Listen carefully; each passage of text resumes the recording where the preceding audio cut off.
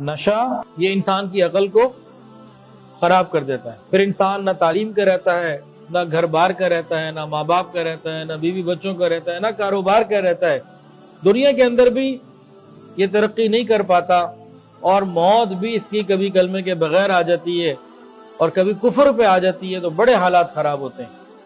اور آج کل کے ہمارے ماحول میں نشہ آور چیزیں اتنی ہیں کہ گننا مشکل۔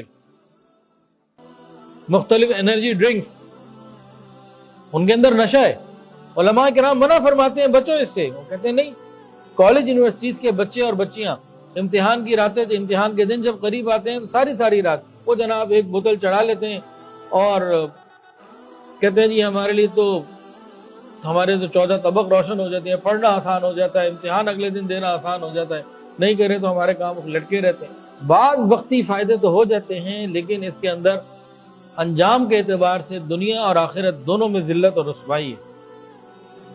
کہیں ویب کے نام سے، کہیں شیشہ کے نام سے، اور پتہ نہیں کون کون سے ناموں سے بے شمار قسم کی چیزیں موجود ہیں نشے کی۔ تو نشے کا عادی، اس کا خاتمہ بالخیر ہونا بڑا مشکل ہے۔ نشہ کرنے والے کی موت یہ بڑی خراب ہوتی ہے۔ عام طور سے ان کو کلمہ بھی نہیں ملتا، اور کبھی ایسا ہوتا ہے کہ یہ کلمہ کفر بول دیتے ہیں، خاتمہ ایمان پہ نہیں ہوتا۔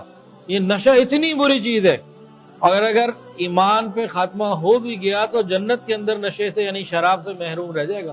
جنت کے اندر بھی شراب ہے، شرابن طہورا، اس سے محروم ہو جائے گا، کیونکہ دنیا میں اس نے شراب پی ہوگی اور سچی توبہ نہیں کی ہوگی، بندے کا پتر نہیں بنا ہوگا، تو وہاں پھر اگر پہنچ بھی گیا جنت میں، اس کو وہاں کی کچھ نعمتیں سے چھین لی جائیں گی، اور آخرت میں اس کے لیے بڑی تکلیفیں۔ اللہ ہماری حفاظت فرمائے۔